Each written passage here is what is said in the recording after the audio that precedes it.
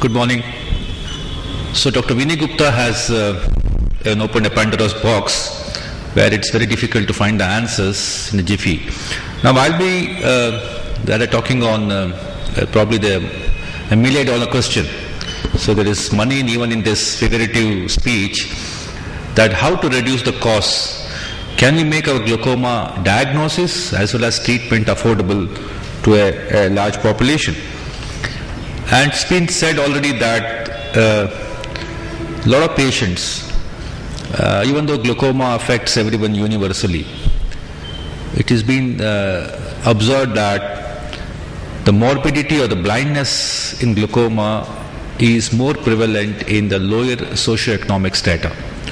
So this could be because they may not be affording the management, or it may be they may not be accessible, the treatment may not be accessible to them, or maybe it also probably shed some light on the quality of the primary eye care they're receiving.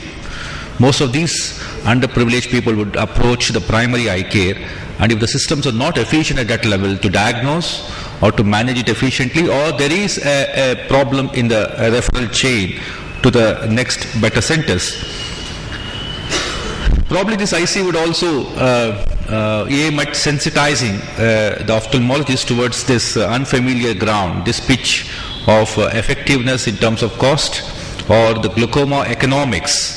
What we call as a pharmacoeconomics is something which is an unfamiliar thing. We normally do not really think much about whether the patient can afford the treatment. We are only worried about the immediate concern of preserving the sight or making good for the diagnosis. It's an ominous diagnosis to make. So, but we don't really look into the long-term effects in terms of his affordability or in terms of his access to the treatment. So it's probably very important to customize the treatment for every patient, at least in India. So what are the challenges? It could be in terms of diagnosis. The diagnosis itself may be very cost intensive. So this may be the reason that why we are probably missing glaucomas in a vast majority of population. And once we diagnose glaucoma, it is very imminent that the patient sometimes loses vision despite treatment and also loses money. So the management is the biggest challenge to cut costs in treating glaucomas. So what are the basic challenges in trying to cut costs in glaucoma diagnosis? So it's that, is it costly? That is something that we should look into.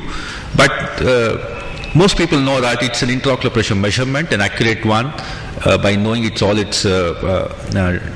intricacies, and an optic nerve head changes. Probably clinical examination of optic nerve head is probably the most important thing that we normally say for diagnosis. So probably that is not a cost intensive one.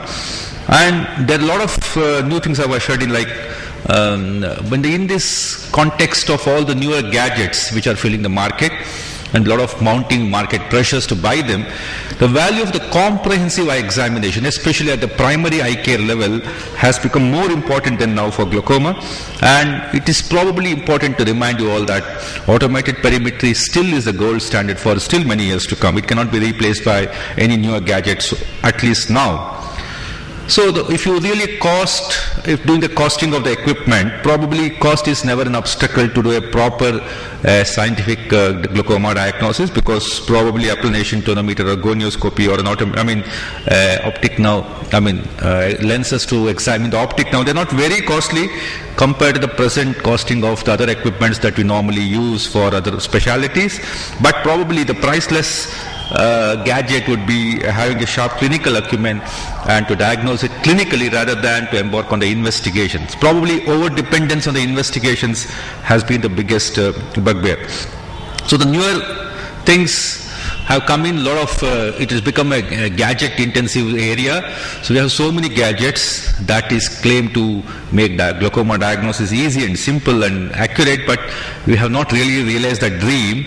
And probably we also have that idea of pre-perimetric glaucoma, which we talk so much, probably has to be customized to our needs, and we have to have a clear idea about a lot of patients are put on treatment without an objective evidence of damage to the vision system. And probably the worst development is these investigations are overused in order to, as money spinners in many of the sectors, probably making the glaucoma diagnosis looks very costly. Probably glaucoma therapy is probably the biggest challenge that we have. It is a misfortune that we are not able to cut costs many a times.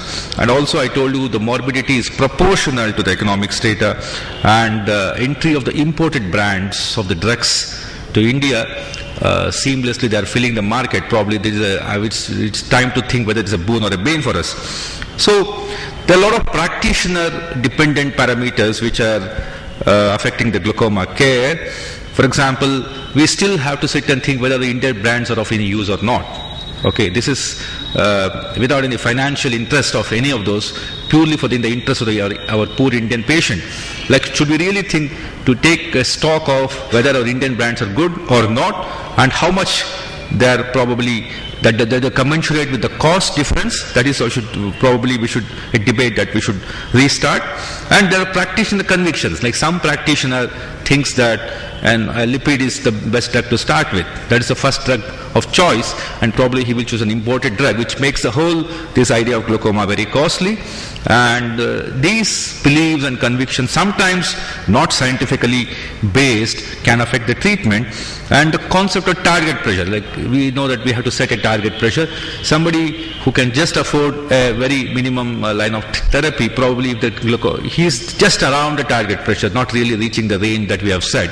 So adding another drug can probably theoretically make it better in terms of IOP reduction, but it may not really suit his pocket. It may not probably a good idea for a long-term affordability that we should actually again conceptualize and customize for it.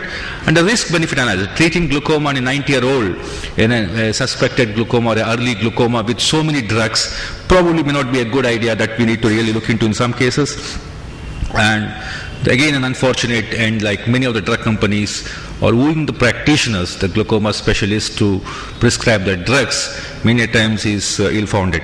So this is one point, is something I want to make, that in many of the patients in India, a majority of them are also having angle closure component, and ACG diagnosis is still something that we look for especially at the primary and the secondary levels of care. And the role of iridotomy, probably it will prevent the glaucoma progression, maybe the angle damage further, maybe pushing the patient for a long-term medical therapy. This can be drastically reduced if you can probably use, just like Dr. Vinay Gupta said, that we are over-treating some of the angle closures with iridotomies. The other end of the spectrum is also equally true, that we are not utilizing it wherever it is actually needed. And probably the biggest challenge to treat glaucoma, like we have two options of medical and surgical management. There is always a reluctance to treat the glaucoma surgically, and this can be one of the biggest stumbling blocks. So we have the concept of maximally tolerated medical therapy. People would really wait till the patient really gets bored, or this can be a compliance issue, putting so many drugs with their cost mounting and the side effects adding up. So this has to be looked into. This is one of the challenges that we have, that we really should put every patient to this trial of maximum toleration for all drugs.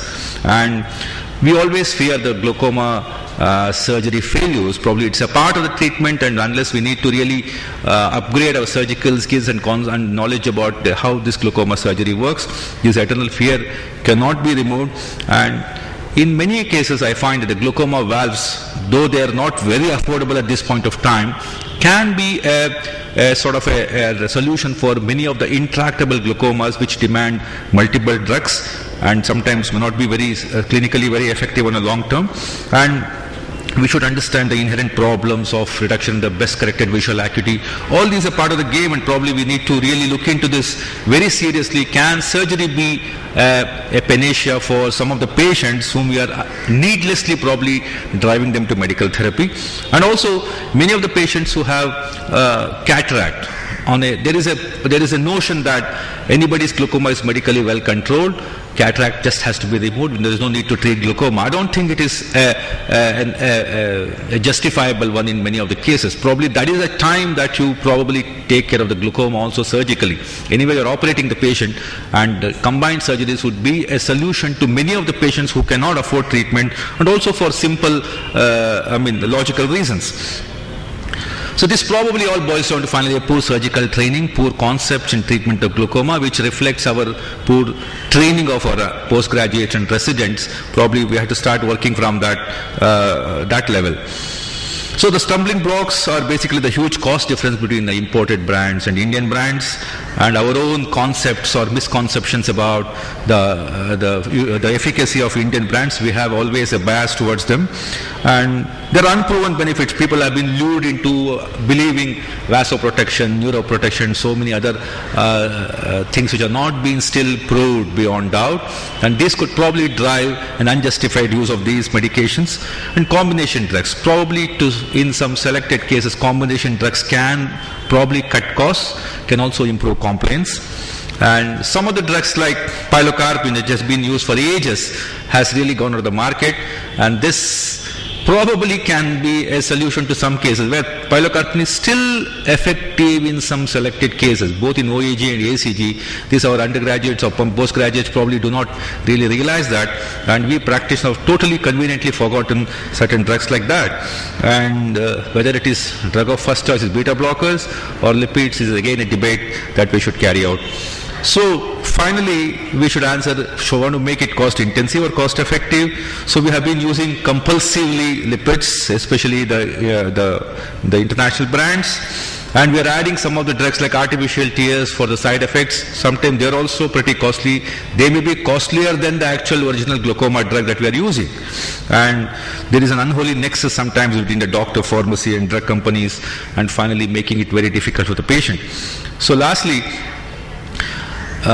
we need to really look at our pre-treatment evaluation in the result of socio-economic, whether patient can understand the disease, can afford the disease, can access the care or the type of treatment that we are trying to give. And as he said, we have to basically have a value-based medicine and try to look into certain other aspects of his management. And basically customizing the therapy, keeping the long-term compliance. The compliance is the biggest issue in terms of treatment. So is the patient's compliance is going to be a problem for the initial planning, and we have to patronize the cheaper alternatives. I mean, without looking into any of those freebies or lurings, I think we should keep the patient's long-term well-being in mind, and probably we have to patronize, however neutral they are, So this is what I wanted to talk about, cost effectiveness. I am sure our next speakers will be covering about probably the more important aspects of this a serious problem. Thank you very much.